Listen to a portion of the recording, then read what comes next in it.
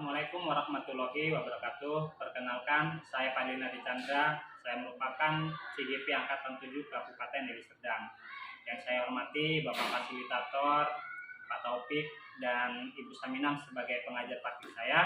Di sini saya akan melakukan yang namanya rangkaian kegiatan supervisi akademik dengan menggunakan pendekatan berpikir coaching. Dan kali ini saya bersama Ibu Aminah. Terima kasih Bu Aminah sudah hadir di sini, dan Bu Aminah ini merupakan wali kelas 5B. Baik, di sini saya dan Bu Aminah akan melakukan rangkaian supervisi akademik berbasis coaching, dan tahapan yang akan kami laksanakan yaitu tahapan dimulai dari pra-observasi, kemudian ada observasi, dan yang ketiga nanti pasca observasi. Jadi ada 3 tahapan yang akan kami lakukan supervisi akademik berbasis coaching ini. Dan pada saat ini kami lagi melakukan yang namanya pra-observasi. Assalamualaikum Bu Am. Nah, sebelumnya saya ucapkan terima kasih banyak ya Bu ya, sudah mau saya repotkan meluangkan waktu di jam-jam kosong ini untuk melakukan tugas saya sebagai guru penggerak. Jadi di sini saya akan melakukan yang namanya supervisi akademik berbasis coaching. Jadi di dalam tahapannya nanti akan ada banyak percakapan kita, di mana ada masa observasi yang saat ini kita sedang jalankan Ibu. Kemudian nanti saya ke kelas Ibu melihat langsung bagaimana Ibu melakukan pembelajaran itu di tahap observasi, dan yang ketiga nanti pasca observasinya. Jadi kita akan melakukan lagi sesi percakapan dengan didampingi oleh Ibu pengajar praktik saya. Jadi di sini saya ingin bertanya dulu kepada Bu Aminah, apakah Ibu sudah sehat? Alhamdulillah sehat. Tidak ada tekanan Bu ya? Sudah lapang lah ya kan. Nah, jadi pada tahap pra-observasi ini Bu, saya ingin bertanya bagaimana harapan Ibu nanti setelah kegiatan pra-observasi ini berlangsung?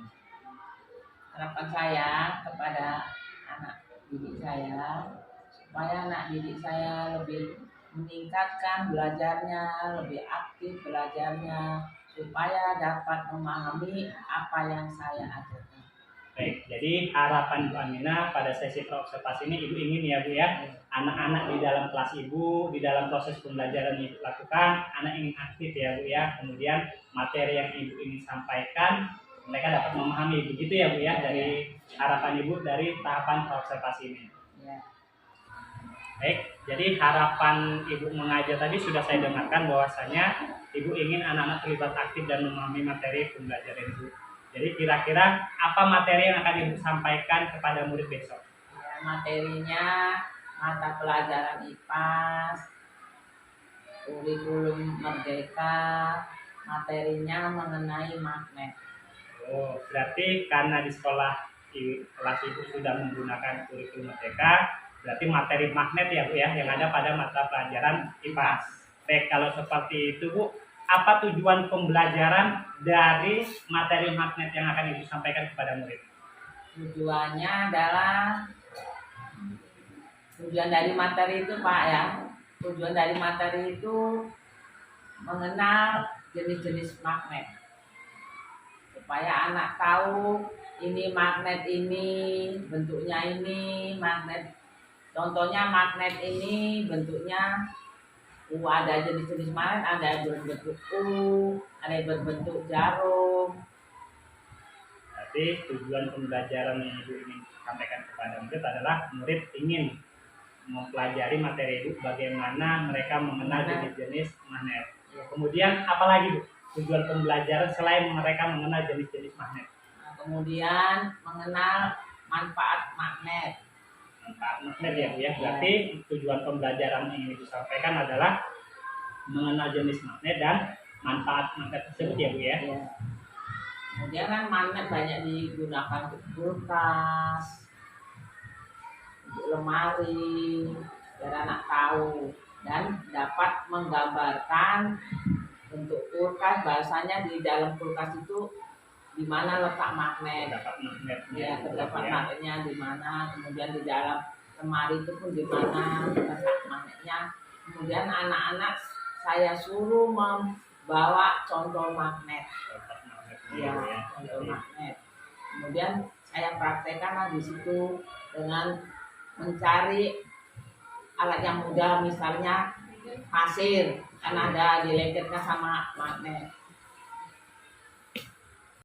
Nah, dari tujuan pembelajaran yang telah ingin Ibu rancang tadi, siswa dapat mengenal jenis magnet, kemudian langkah magnet. Nah, kira-kira area pengembangan apa yang ingin Ibu harapkan kepada murid tadi? Areanya mengenai keaktifan tadi, murid dapat berdiskusi, bertanya jawab, kemudian prestasi ke depan kelas setelah selesai. Nah, Ibu tadi mengatakan bahwasannya area pengembangan yang ingin Ibu terapkan kepada murid adalah mereka berdiskusi, kemudian tanya jawab dan presentase di depan kelas dari hasil belajarnya. Kira-kira apa strategi yang Ibu gunakan untuk mengembangkan area murid itu tadi? Yang pertama, kita harus mempersiapkan MPP. Kemudian yang kedua, materi yang mau kita ajarkan tadi. Kemudian yang ketiga, alat peraga atau media. Dan yang terakhir, menggunakan infocus. Baik, berarti strategi untuk mendapatkan pengembangan area murid, berarti Ibu menyediakan MPP dulu ya Bu ya. Kemudian ada materi yang Ibu sampaikan. Kemudian tadi ada video pembelajaran yang akan Ibu tampilkan di HP atau proyektor tadi ya Bu ya. Kemudian nanti ada kegiatan tugas yang lain. Nah, kira-kira kapan nih Ibu melakukan proses pembelajaran yang Ibu sampaikan tadi? Pak, karena besok kan ada mata pelajaran IPAS. Berarti besok ya Bu ya. Ibu keberatan nggak kalau misalnya saya ikut ke dalam melakukan observasi Ibu kegiatan pembelajaran tersebut? Jelas tidak Pak. Baik, jadi kalau seperti itu besok saya menizin ya Bu ingin melihat ataupun mengobservasi kegiatan pembelajaran Ibu. Nah mungkin saya rasa sudah cukup kegiatan wawancara supervisi akademik ini pada tahapan praobservasi ya Bu ya. Jadi inilah tahapan praobservasi di mana saya sudah melakukan wawancara supervisi akademik berbasis coaching dengan Bu Aminah. Mungkin kegiatan selanjutnya saya akan mendokumentasikan ke dalam kegiatan observasi. Mungkin itu aja yang bisa saya sampaikan. Wabillahi taufiq wal hidayah. Assalamualaikum warahmatullahi wabarakatuh.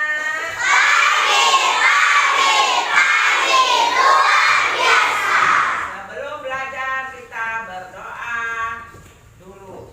Doa dimulai. Doa selesai. Nah, sekarang kita akan belajar tentang magnet. Tahu anak-anak magnet? Tahu. Apa itu magnet?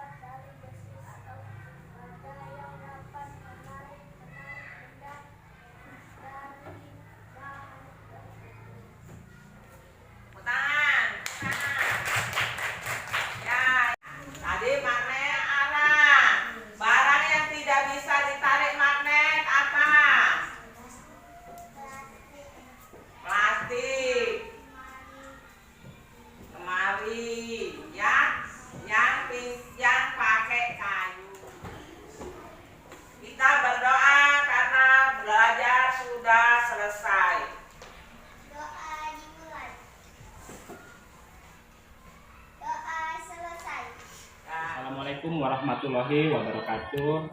Baik, yang saya hormati Ibu Pepe, saya Bu Saminan, sehat Ibu? Alhamdulillah sehat. Alhamdulillah. Bu Aminah, bagaimana kabarnya hari ini? Sehat? Alhamdulillah sehat. Baik, alhamdulillah ya Bu, kita semua dalam keadaan sehat. Baik, mohon izin Bu, di sini saya akan melaksanakan kegiatan pasca observasi tahapan supervisi akademik berbasis coaching. Sebelumnya kita sudah melaksanakan yang namanya pra observasi, kemudian yang kemarin kita sudah melakukan observasi ya Bu ya. Dan saat ini kita memulai yang namanya pasca observasi. Ibu sudah siap? Iya Pak. Alhamdulillah. Baik, mohon izin waktunya sebentar ya Bu, disaksikan oleh TV saya kemudian direkam dalam kegiatan ini. Menurut saya kegiatan pasca observasi ini penting dalam melihat revisi ataupun tindak lanjut dari kegiatan observasi kemarin. Baik, kita mulai ya Bu ya. Sebelumnya saya ingin bertanya dulu kepada Bu Aminah, bagaimana perasaan Ibu waktu mengajar kemarin? Saya ada di dalam nih, ikut mengobservasi pembelajaran yang dilakukan. Perasaan saya senang karena sudah bisa menerapkan pembelajaran berdiferensiasi, mulai dari saya membuat RPP, kemudian mengganjar menggunakan infocus, sampai menggunakan media pembelajaran dalam bentuk video, juga merasa lega dan senang Pak. Jadi Ibu nggak keberatan nih, berarti Ibu memiliki perasaan yang lega dan senang ya Bu ya, karena Ibu udah mengajar kemarin ya Bu. Iya, benar Pak. Baik, Bu Aminah, luar biasa sekali Bu. Kemudian dari tujuan pembelajaran yang sudah ditetapkan di RPP kemarin, yang udah Ibu rancang, apakah tujuan pembelajarannya sudah tercapai Bu? Sudah Pak, yang ditandai dari area pengembangan peserta didik, yaitu siswa berperan aktif dan memahami materi pembelajarannya Pak. Menurut saya masih ada yang kurang maksimal Pak, yaitu tentang diferensiasi produk karena hasil pekerjaan murid menurut saya belum maksimal Pak. Baik Bu, kali ini saya mencoba membacakan hasil catatan observasi yang telah saya amati dari kegiatan yang Ibu lakukan kemarin ya Bu ya. Iya Pak. Baik, menurut saya kemarin Bu, Ibu sudah menerapkan pembelajaran diferensiasi. Nah, itu sudah adanya diferensiasi konten. Ibu sudah menyiapkan materi melalui media infocus. Kemudian, saya juga sudah melihat Ibu melakukan pelayanan kepada murid yang bertanya tentang materi yang belum dipahami pada tiap-tiap kelompok yang memiliki kebutuhan belajar yang berbeda. Area yang pengembangan yang sudah Ibu lakukan juga sudah mulai meningkat. Tapi ada yang menjadi catatan saya memang Bu sedikit yang artinya masih belum maksimal. Saya melihat seperti apa yang Ibu rasakan, ternyata memang ada diferensiasi produk yang tidak Ibu lakukan kepada murid. Nah, itu perlu ditingkatkan lagi, Bu. Iya, betul sekali Pak. Belum maksimal. Nah, baik selanjutnya Bu, untuk meningkatkan kualitas pembelajaran yang ingin Ibu lakukan terkait dengan pembelajaran berdiferensiasi, tindak lanjut apa nih yang akan Ibu lakukan ke depan? Yang saya akan lakukan terutama tentang pembelajaran berdiferensiasi. Yang pertama, mengakses atau menggunakan platform Merdeka Mengajar ya Pak, karena di sana banyak topik yang berkaitan dengan pembelajaran berdiferensiasi untuk membawa wawasan saya, kemudian berkolaborasi ke guru yang sudah memahami tentang pembelajaran berdiferensiasi tentang hal-hal yang kurang saya pahami, Pak. Baik, luar biasa sekali Bu Aminah. Jadi nanti untuk meningkatkan kompetensi itu Ibu akan mengakses yang namanya topik di PMM ya Bu ya, dan juga meningkatkan kolaborasi dengan rekan-rekan sejawat dalam yang lebih memahami lah tentang pembelajaran diferensiasi ya Bu ya. Iya benar Pak. Nah, terkait dengan pengembangan diri yang akan Ibu lakukan tadi, yang sudah Ibu katakan, kira-kira kapan Ibu akan memulainya Bu? Dan kapan kemudian jangka waktunya berapa lama kira-kira? Untuk pelaksanaannya kalau bisa secepatnya Pak. Dan untuk berapa lama, kemungkinan 1 bulan Pak. Dengan harapan saya sudah dapat menerapkan secara maksimal Pak. Berarti kurang lebih waktu yang Ibu butuhkan adalah kurang lebih 1 bulan ya Bu ya, biar Ibu bisa dapat mengakses seluruh kegiatan di PMM yang dapat mendukung dengan tujuan pembelajaran Ibu, yaitu melakukan pembelajaran diferensiasi. Jadi Bu Aminah, kira-kira apa yang dapat Ibu simpulkan dari kegiatan pertanyaan ataupun wawancara dari kegiatan pasca observasi ini? Saya mendapatkan banyak pencerahan dari penjelasan Bapak bahwa masih ada kekurangan dalam proses pembelajaran yang saya lakukan. Oleh sebab itu, saya akan berkolaborasi dengan guru lain dan mengembangkan pembelajarannya, Pak. Baik, luar biasa sekali Bu Aminah. Saya juga minta izin sudah bisa memberikan waktu untuk kita melakukan kegiatan pasca observasi ini. Terima kasih buat Bu Aminah yang telah menyempatkan waktunya terkait dengan tahapan dari awal ya Bu ya. Kita melakukan praobservasi, kemudian kita melakukan observasi ketika pembelajaran berlangsung, dan sampai saat ini pun Ibu masih bersedia untuk saya lakukan wawancara pada tahapan pasca observasi ini. Semoga kegiatan yang Ibu lakukan ini dapat bermanfaat khususnya untuk murid dan kita semua yang ada di lingkungan sekolah ini ya Bu ya. Pak. Jadi sekali lagi saya mengucapkan terima kasih buat Bu Aminah dan buat Bu PP, Bu Saminam yang telah melihat hasil percakapan dari tahapan-tahapan supervisi akademik berbasis coaching ini Bu.